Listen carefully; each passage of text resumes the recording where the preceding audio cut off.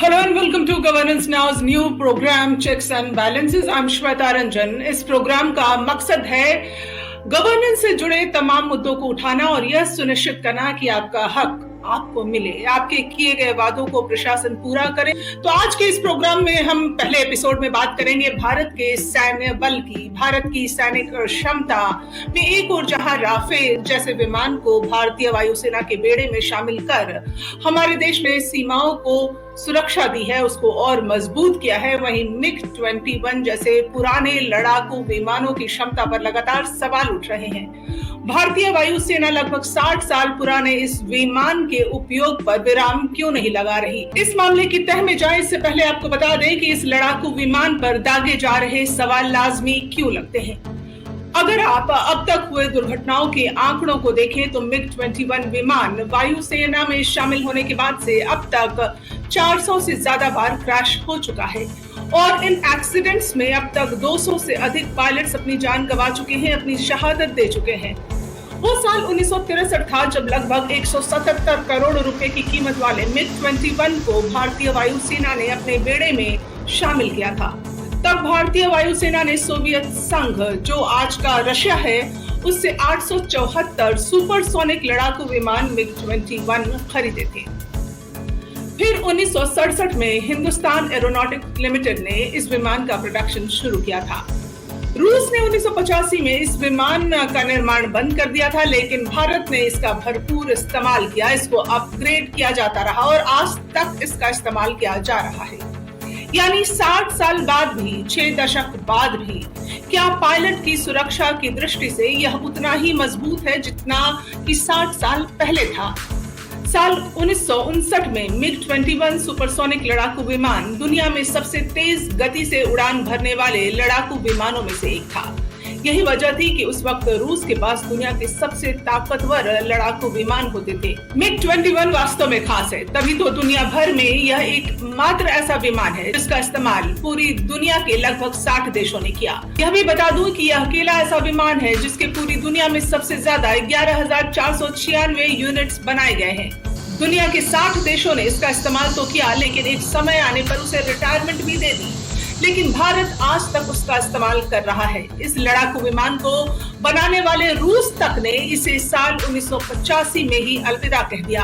यहाँ तक कि अफगानिस्तान और बांग्लादेश जैसे देशों ने भी इसे सेना से बेदखल कर दिया, लेकिन भारत अब तक इसका इस्तेमाल कर रहा है। 1963 में जब भारत ने इसे खरीदा था तब इसकी रिटायरमेंट तय की गई थी 1990 की, यानी साल 1990 में इसे रिटायर हो जाना चाहिए था।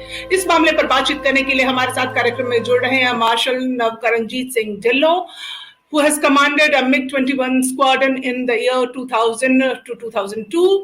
He held various important positions and retired as the Commander-in-Chief of the SFC.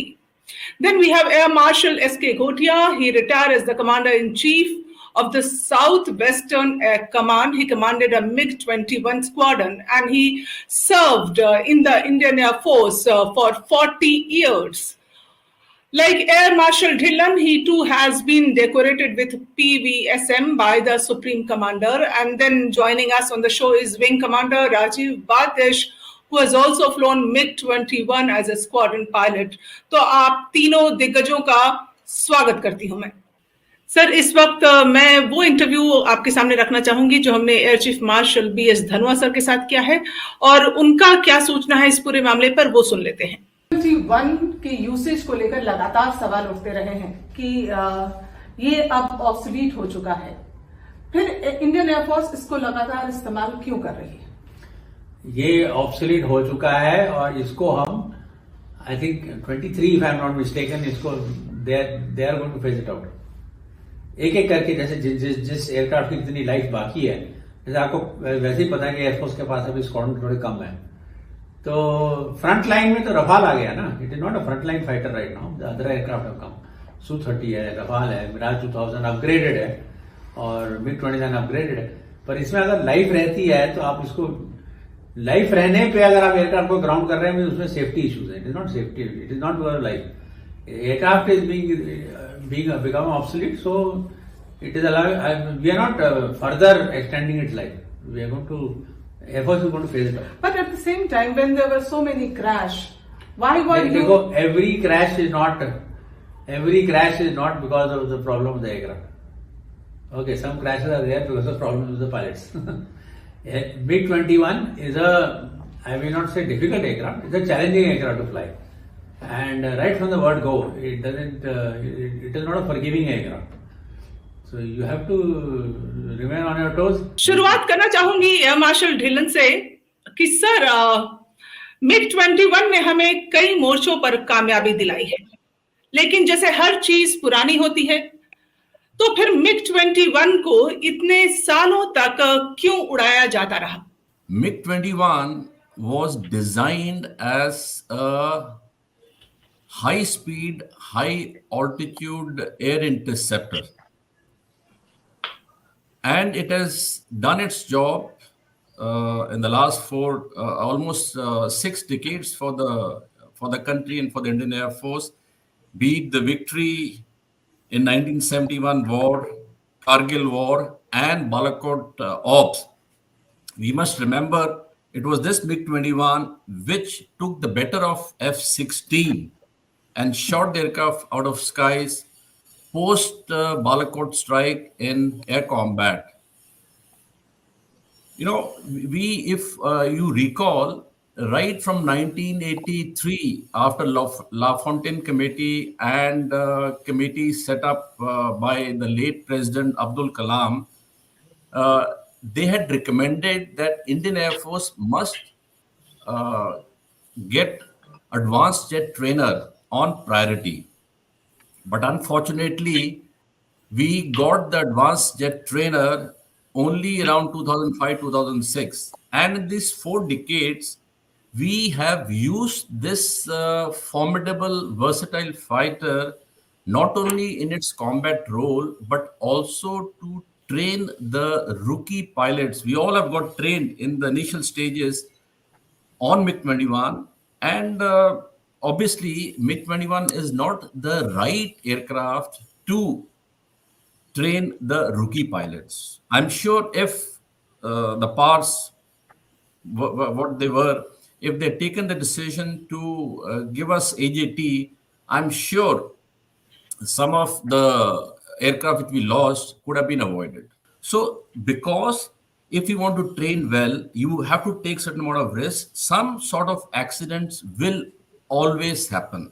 We have lost F-22, we lost F-35.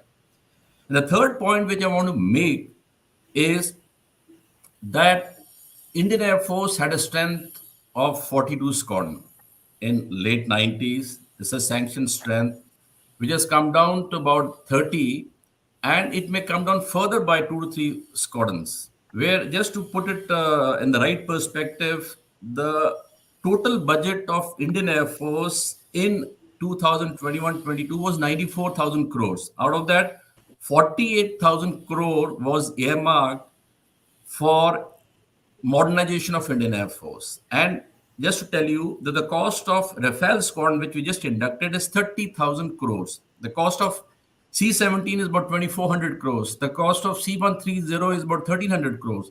So within 48,000 crores, Indian Air Force has to buy fighter, transport, helicopters, missiles, drones, and other equipment. मैं आपके पास आना चाहूंगी गोटिया sir कि pilot की दृष्टि से, चूंकि आप लोगों ने इसको उड़ाया है पहले काफी लंबे समय तक, it's a beautiful craft, but pilot की सुरक्षा की दृष्टि से क्या जो पहले था वो आज भी है ये aircraft? Ours is a country where we need to optimize our resources as far as weaponization of the armed forces is concerned. You cannot have unlimited budget. Your wish list may be very high. I would like to have the best that is available in the world, but that is not possible because of our constraints and our government wanting to sort of distribute all the wealth that is there amongst the people for their upliftment. That is also very, very important. We must understand that we must optimize and make the best use of the assets that we have. So that's what we are doing. As and when the life finishes, the aircrafts are phased out, and the aircrafts which have got upgraded still have about 7 to 8 years of life to go, and they are being optimally utilized. This aircraft, apart from being very versatile, was used in various roles for the training roles. It is one of the aircraft which has got the highest landing speeds. So if you are able to master and pilot this aircraft well, you will never fall short of your skills in piloting any other aircraft. Abhinandan was a student officer when I was commanding Air Force Station Bhuj, and he trained on the MiG-21. He flew the MiG-21 Bison in the Balakot action, and it was Bison aircraft against a F-16 which shot it down. So you can see the kind of capability the aircraft possesses today. It is second to none. बातिश sir, आप तक आना चाहूंगी। 2-4 point जो अभी निकल कर आए हैं ढिल्लन सर और गोटिया सर से बातचीत करके, वो ये है कि सबसे पहला कि ये जो जहाज है, लड़ाकू विमान है, ये पायलट की ट्रेनिंग के लिए नहीं बना। फिर हम इस पर ट्रेन क्यों करते हैं पायलट को? देखिए, अगर आप एयर मार्शल्स को देखो तो जितने एयर मार्शल बने, अगर MiG-21 के बने तो क्यों बने? क्योंकि वो बढ़िया लोग थे, बढ़िया पायलट थे। हम तो नहीं बने, वो लोग बने। तो ट्रेनिंग अगर हुई तो किस लिए हुई? अगर हमारे पास ट्रेनर नहीं था तो हमने अपने इम्प्रोवाइज किया। भारत सरकार ने सोचा अगर हमारे पास ट्रेनर नहीं है तो कुछ तो करना है। ट्रेनिंग जो रिक्वायरमेंट है और जो आपके पास ट्रेनिंग के टूल्स हैं, आप उसी से काम करेंगे। अब अगर 80 में या 70 में या 75 सन में अगर हमें नहीं ट्रेनर मिला, हमारे पास पैसे नहीं थे, तो हमें किसी तरह तो अपनी एयरफोर्स को पूरी ट्रेनिंग देनी थी ना, और तैयार करने थे लोग आगे की कभी लड़ाई हो, कुछ हो। तो हमने वो काम किया। लेकिन यस, उसके लिए वी हैड टू पे the price a little bit, not little bit, people who have suffered it's quite a bit, and we in fact our hats off to them and the families. But the point is that we have to do what we have with us. Actually, we used this aircraft for training role till about 2013-14. At this moment, the aircraft is not being used for training roles. So we would like to utilize this aircraft because we have to keep our combat forces in quantity and in quality to face both the fronts. We are supposed to have 67 squadron as per the study carried out in 1960, 1970. But we got only 30 plus squadrons. So India cannot afford to reduce the numbers further if the aircraft has got still life left. The budgets will always remain like this. Any government, whether it's NDA government, UPA government, would like to spend more money on the health and the education and the infrastructure. So, as I told you, Indian Air Force got 94,000 crore. Next year, it may get more than 1 lakh crore, but the accretion could be 10%, 15%. It can't be more. So now with this Atmanirbhar, we may have aircraft being made in India, but that will take maybe another 10, 15, 20 years. Dhillon sir, आपने mention किया like 42 squadron to 30 squadron we have come, and also Dhanoa sir, Air Chief Marshal, he asked for 126 Rafale, and we got the permission for 36. Indian Air Force wanted so many aircraft, but as I told you, 126 aircraft means 6 squadrons or 6.5 squadrons. And as I told you before, one squadron costs about 30,000 crores. Where is the money? As I told you, that is the reason why Indian Air Force has signed the contract for Tejas, 6 squadrons now and another 5-6 squadrons. And now we're already making a medium combat aircraft that will also, take some time. And now, as the government has told, that import of fighter aircraft is almost done. Probably we may get 2 more squadrons of Rafale. Probably. I'm not very sure. But otherwise, because of the economic constraint, financial constraints, I think import of fighter aircraft is a big no-no.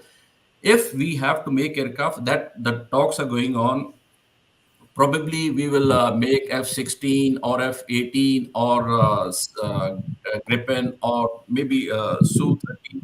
But whatever we make, it will all be made in India. One is that the cost will still be high, but at least you are having jobs for the Indians, and the precious foreign exchange is not going out. There is no doubt that we need extra squadrons. We have to reach the figure of 42. But if you ask my personal opinion, I don't think Indian Air Force will ever reach the figure of 42. because the whole concept is changing. You Okay. find the future war is not going to be only fighter aircraft oriented, but fighter aircraft will remain the fulcrum.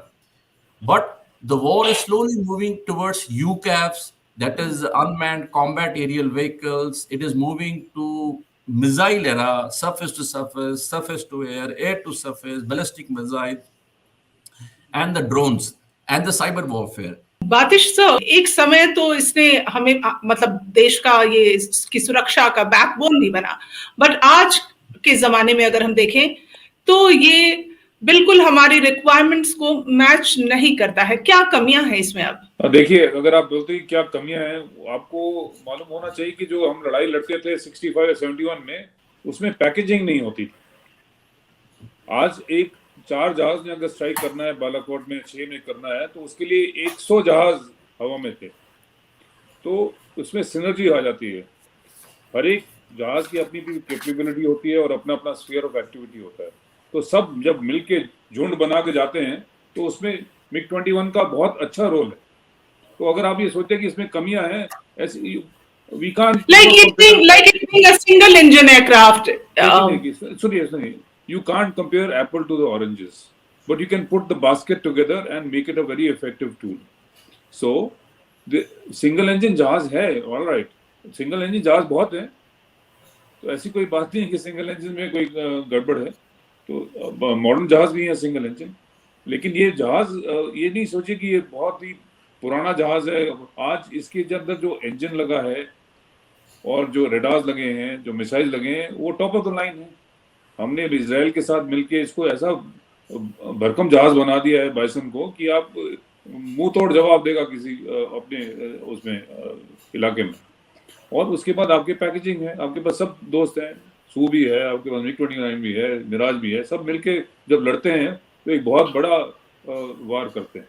लेकिन 2012 में पूर्व रक्षा मंत्री A.K. Antony तक ने जब सदन में ये कह दिया था कि इससे दुर्घटनाएं हो रही हैं और कई लोगों की जान जा चुकी है, तब भी हम क्या नहीं संभले, आप ये कहेंगे? ओके, मैं ये कह सकता हूं कि हमारी मजबूरी थी MiG-21 को ab initio ट्रेनिंग में इंडक्ट करने की। It was a compulsion because we did not have an advanced trainer. The IJT, which was on the drawing board, saw to the skies, but did not materialize. After that, we went in for the Hawk, and after the Hawk came in, we stopped the training on the MiG-21s because everybody realizes that for a young pilot, let's say from a Kiran with a landing speed of 105 knots, to get that person to land an aircraft with the highest landing speed in the world of 340 kilometers per hour, it is a very, very high quantum jump.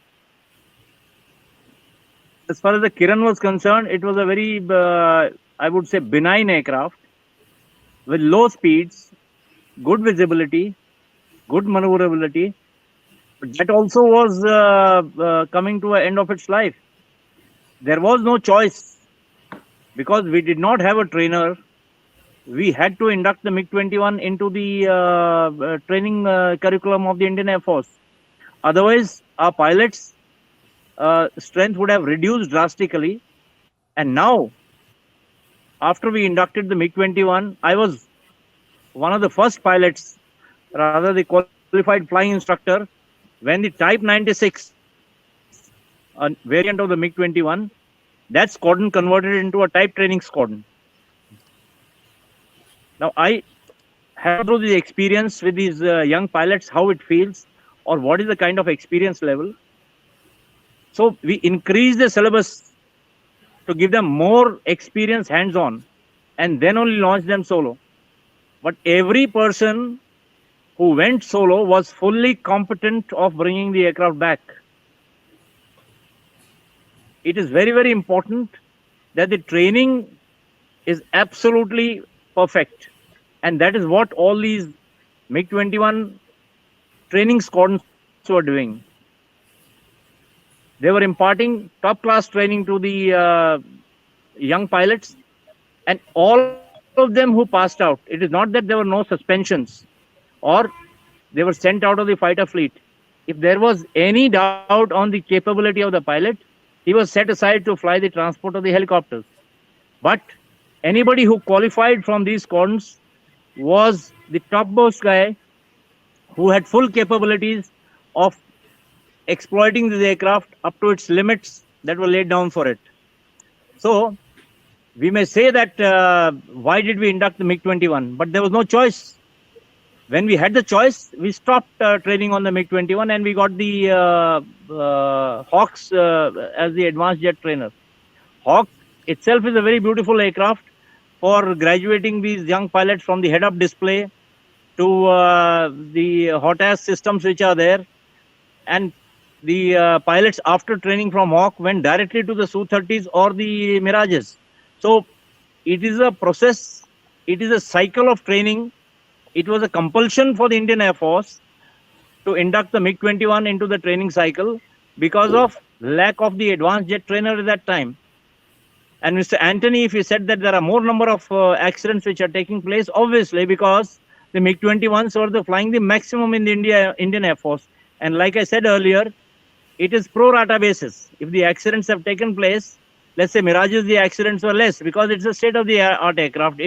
It can get you on the approach hands off 250 feet, and then only you have to land.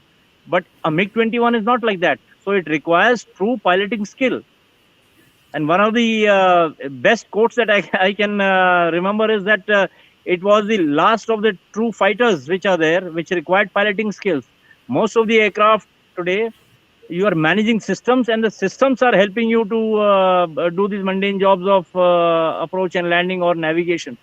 Navigation itself was a big challenge in the MiG-21 because there was no head-up display, there was no navigation system there. So for the type of aircraft that was there, for the kind of circumstances that the Indian Air Force was in, it did a wonderful job inducting the MiG-21s and thereafter de-inducting when the requirement of a AJT was met through the Hawk. Thank you. Absolutely, sir. Thank you so much for your precious point of view. And it is really very nice of you to take time out even from your holidaying spot. Thank you very much. Thank you so much, sir. Thank you, Captain Batish. Thank you, Denin, sir. Thank you so much. Thank you.